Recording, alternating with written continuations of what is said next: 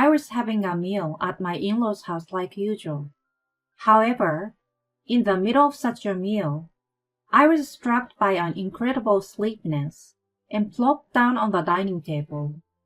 In my dazed consciousness, I heard my husband's laughter, and "It finally worked. Let's take her to the mattress." I tried to resist, but my consciousness faded away, and when I came to, I was lying on a hospital bed. My mother-in-law, who was attending to me, told me a shocking truth. I'm Kristen, a 26-year-old office worker. My husband Archie is also a 26-year-old office worker. We met as colleagues at work, and our similar hobbies and views on love brought us closer together, and we got married after 2 years of dating. I was 25 years old. During our relationship, Archie and I enjoyed snowboarding, which was a common hobby of ours, and we often went on trips, and Archie would make plans for us on those trips. I was having trouble fitting in at work at the time, but Archie comforted me about it, and thanks to him, who was such a strong ally, I was mentally supported and gradually began to fit in at work. Archie was the second son, but since my brother-in-law, the eldest son, had found a job far away from home after we got married, my parents-in-law, especially my father-in-law, started urging me to have a grandchild as soon as possible. However, we had discussed and decided not to have children until our savings reached the target amount, and I asked Archie several times to tell him that, but his urging was there every time we saw each other. My parents-in-law's house was less than an hour's drive away, and once or twice a month, we would visit them and have dinner there. My in-laws are what you would call old-fashioned people, and my father-in-law always believed in a patriarchal household. My mother-in-law was a quiet woman, who stood quietly behind my father-in-law and took care of him. However, from my point of view, his belief was often excessive, and when something happened that he didn't like, he would be harsh with my mother-in-law, even when it had nothing to do with her, and sometimes he would yell at her unreasonably. I felt incredibly uncomfortable, but Archie did not care about this, and I had to live with the atmosphere, knowing that it was not something I, as his wife, was allowed to interfere with. On the other hand, my father was a loving husband, and he took care of my mother, and she was very grateful to him. I was quite surprised at the gap between my own parents and my parents-in-law's image of a married couple. The main cause of my unease was the fact that Archie had no doubts about his parents' relationship. On the contrary, he took advantage of my father-in-law's unreasonableness toward my mother-in-law. "Mom, you're really slow." In response, my mother-in-law responded with a sad smile and said, "I'm sorry." I was so pained to see my mother-in-law apologizing with a sad smile. On our way home from my parents-in-law's house, I said to Archie, "Why do you blame your mother like that when it's not her fault?" "Dad worked hard to support our family, but Mom is a stay-at-home mom, and instead of giving Dad a break, she often irritates him, so she deserved to be called out like that." He said something so outrageous. By irritating him, do you mean because she didn't put the condiment in front of him on the table? And not knowing the whereabouts of his lost glasses? He's not a child. Archie wrinkled his brow. "A stay-at-home mom is the one who takes care of the house, so that the husband can live at home without any problems. You work, so I don't expect you to do that much. But when we have kids, I will leave taking care of the house to you." Huh? What's that supposed to mean? Does that mean that you will not do your share of taking care of the household at all? That's impossible. When I responded with strong words like that, Archie immediately became a little upset. I'm not saying that, but Archie is more uptight after dealing with my father-in-law, and we often have this kind of exchange on the way home from my in-laws' house. I was not a quiet woman like my mother-in-law, and neither my father-in-law's nor Archie's attitude was at all acceptable. So every time I would answer back, and the conversation would end. However, Archie gradually became more and more influenced by my father-in-law, and began to make greater demands of me, and I would argue against it. but you will eventually stop working, right? You have to prepare for that now. Can you live on your income alone and not put up with anything from your children? No, right?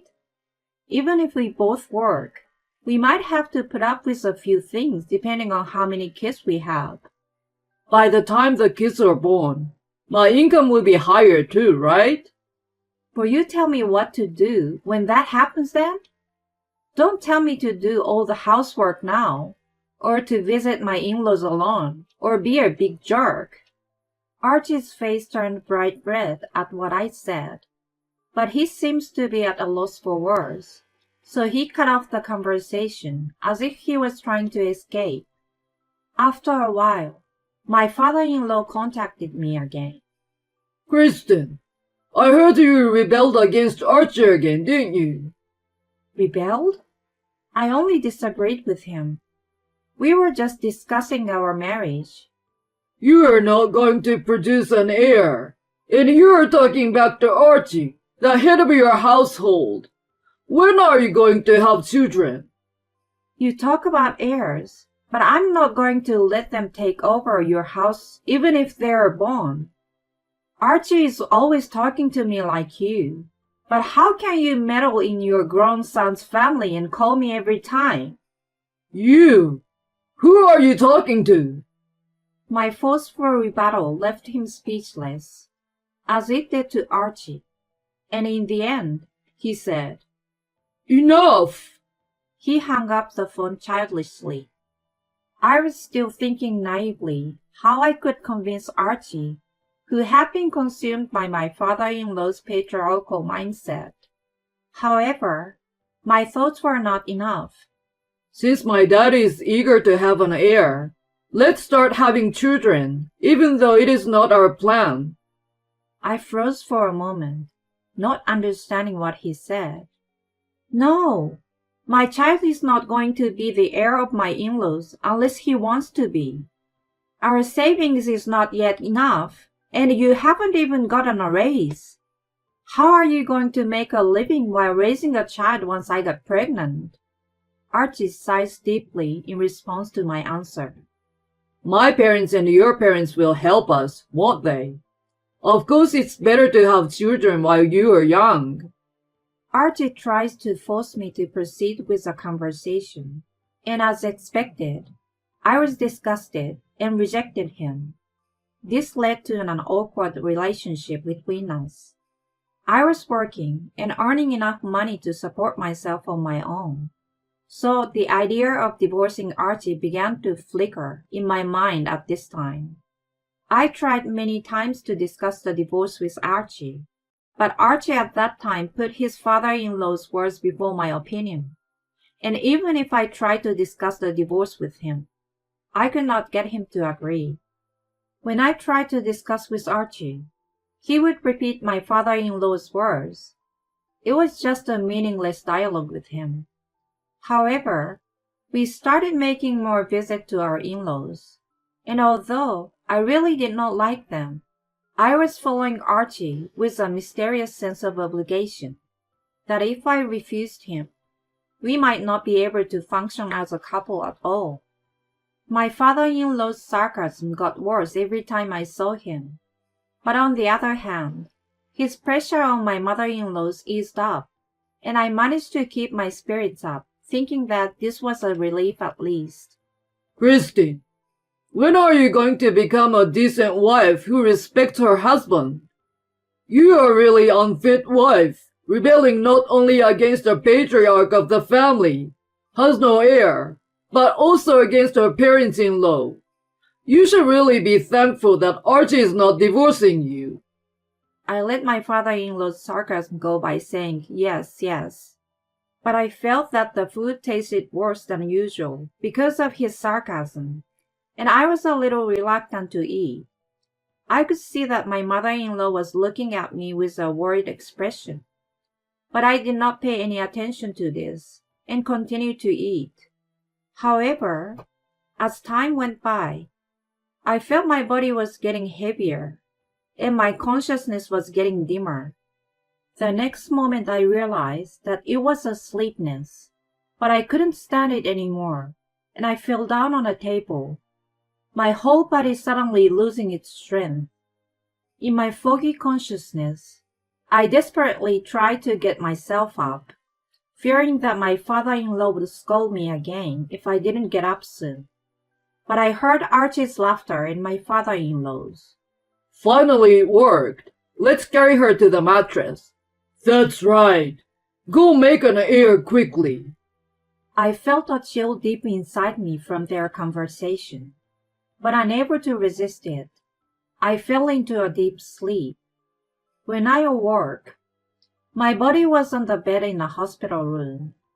In my slowly becoming conscious, I noticed my mother-in-law standing by the bed, crying and apologizing to me.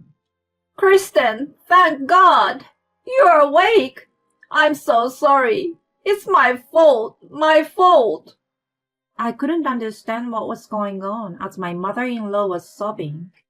But the nurses and doctors who heard her voice came to the hospital room and explained the situation on her behalf. I woke up the day after I ate the meal, and it was laced with sleeping pills. I was told that the sleeping pills were prescribed to my father-in-law at the hospital, but he and Archie had mixed them in my food. Police! I was so surprised and terrified by what the doctor had told me that I screamed out to call the police. But as if waiting for my words, the police came into the hospital room. Your mother-in-law called us, and we investigated this case. The police officer interviewed me and told me about my father-in-law and Archie. He told me that they had been brought to the same hospital in a serious condition and were now hospitalized under observation and absolute bed rest. As I was getting confused by the police words, he gave me more details. It seems that Archie and my father-in-law, frustrated by my reluctance to have children, had planned to put me to sleep and then proceed. They used the sleeping pills that had been prescribed for him. The reason why I felt the food tasted bad was not because of the sarcasm of my father-in-law or Archie, but because the food was actually laced with sleeping pills. My mother-in-law, who knew about this plan, tried to persuade them to stop it, but they did not listen to her at all. She tried to tell me directly, but they prevented her from doing so.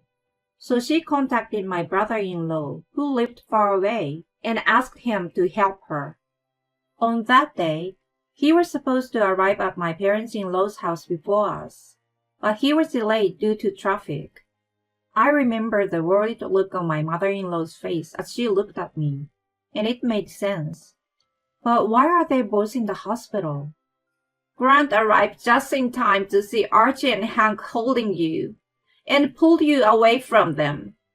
But they both got mad at him and grabbed at him. But Grant, he wrestles and does judo. In other words, they were so angry at him for saving me, and they tried to attack him, but got injured so badly that they had to be hospitalized. However, it seems that Archie had brought out a kitchen knife against him at that time, and it was a close call between self-defense and excessive self-defense. My mother-in-law kept crying during this time, holding my hand. "I'm so sorry." But I was able to wake up in the hospital because of my mother-in-law's courage. Thanks to you, I was able to escape from their plan. Thank you very much. I then waited for my health to improve, contacted the company, and started working on my divorce from Archie. Again, My mother-in-law told me, "I can only do this much, but..." She gave me not only the recordings of the conversations between Archie and my father-in-law planning this matter, but also the recording of the sarcasm he had been howling at me. "Why?" "I've been talking to my eldest son about it for a while. He told me to keep the recordings in case something happens." I thanked my mother-in-law for her kindness, and at the same time, I asked her, "You're not going to get a divorce?" "Actually, I got divorced and decided to live with my eldest son. I had resigned myself to the fact that I would have no money to live on after the divorce, but Grant said he would take care of it." My mother-in-law looked a little relieved and told me about the future. I was worried about my mother-in-law, even though we were no longer related, so I was relieved by her words. With the evidence I had received from my mother-in-law, and in consultation with my lawyer, I filed a claim for compensation, a police report, and a restraining order against Archie and my father-in-law, and left the rest to my lawyer, explaining the situation to the company and informing them of my resignation. After hearing my report, the company dismissed Archie on disciplinary grounds and proposed to transfer me to a distant branch. I gratefully accepted and was able to leave my hometown. Incidentally, since my parents had passed away early, I had no family home. This was perceived as a weakness, which encouraged Archie's and my father-in-law's attitude. Archie and my father-in-law were arrested and sentenced to prison. Naturally, his company was told about the incident and dismissed him from his job, even though he was about to retire. My mother-in-law also filed a claim for alimony against my father-in-law on the advice of my brother-in-law, and so she also got divorced. They tried to borrow money from their relatives, but they did not cooperate with them. So they borrowed money from a shady financial institution to pay the alimony. The sanctions against my brother-in-law were also justified by her lawyer, and he ended up without any charges. Archie and my father-in-law lost their house and livelihood, and they tried to rely on my mother-in-law and my brother-in-law, but they were rejected. And now they are living together, blaming each other and living in fear of debt collectors every day. Furthermore, my father-in-law is still suffering from the after effects of the injury he sustained, and Archie has been obliged to take care of him, which has been physically and mentally quite overwhelming for him. I have been contacted several times through my lawyer, but I refused to take any action without asking him what he wanted. So the only information I have about what happened after that is what my mother-in-law, who I have been in contact with occasionally, has told me.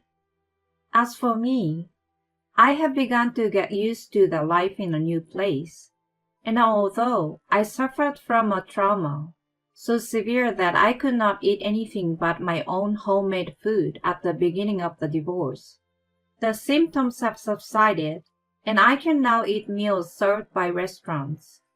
I can't eat the food that my colleagues sometimes give me, but they all know the situation. Don't worry about it. Surrounded by such warm people, I have recovered mentally and physically, and I'm now enjoying my life alone. My mother-in-law and I have maintained a good relationship even after the divorce, and we sometimes have dinner between our residents. And I have tried many times to thank my brother-in-law for all he has done for me. It was the worst incident that happened because I ran away from my parents' house and left them alone because I was too lazy to deal with them. So I would rather pay alimony to you too. But I never let him do that for me. I can't forget everything that happened, but I'm looking forward to the future and hope to recover from it in time.